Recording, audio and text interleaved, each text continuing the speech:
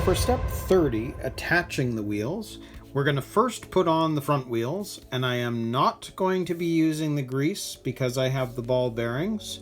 And at the back, we're going to do the very same thing, and again, I am not going to use the grease because we're already using ball bearings. It's just a quirk that I have, so based on the fact that we're replacing the plastic bushings with the metal ball bearings, I will not be using the grease. So I've got everything here, so let's start by putting on the front wheels. So for the front, this is going to be fairly simple. We're going to put in one bearing, going to put in the other side and that bearing, and we're going to grab our chassis, put that front wheel on, and we're going to use a flange nut, and we'll get that tightened on.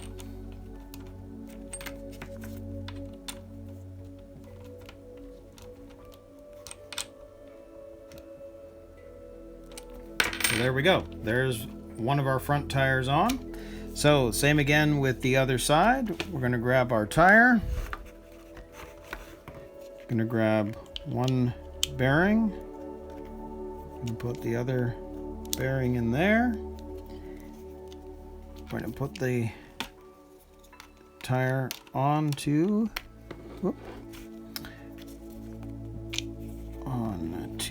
the chassis. And grab our flange nut again.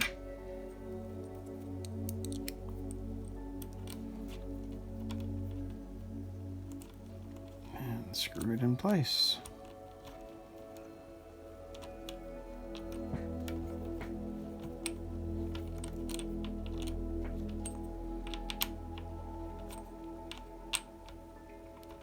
And there we go. So there are our front wheels for our Neo Fighter, and those oil filled shocks, I mean, it feels so good, like it's so smooth. Anyways, they are on, so let's move on to installing the rear. So with this one, slightly different, but we're going to put a bearing in there.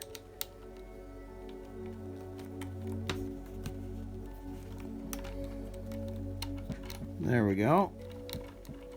That's in all the way.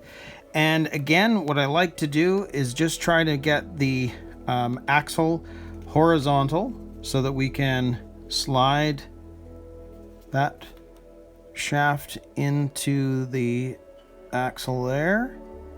So then here we have our hub, which that shaft is going to fit into either side. There we go. And that's what's going to secure this wheel to make sure that it is attached. We're just going to put that on and grab our flange nut again and screw it in.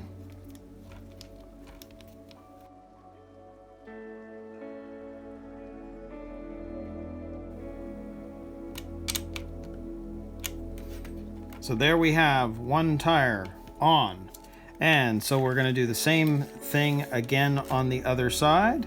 So we're going to put our bearing on the other side of that axle,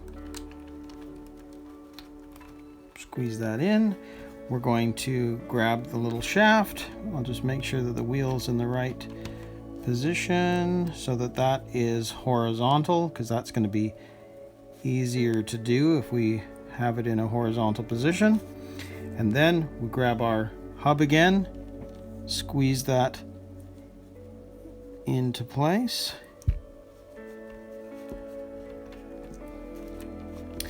Grab our tire.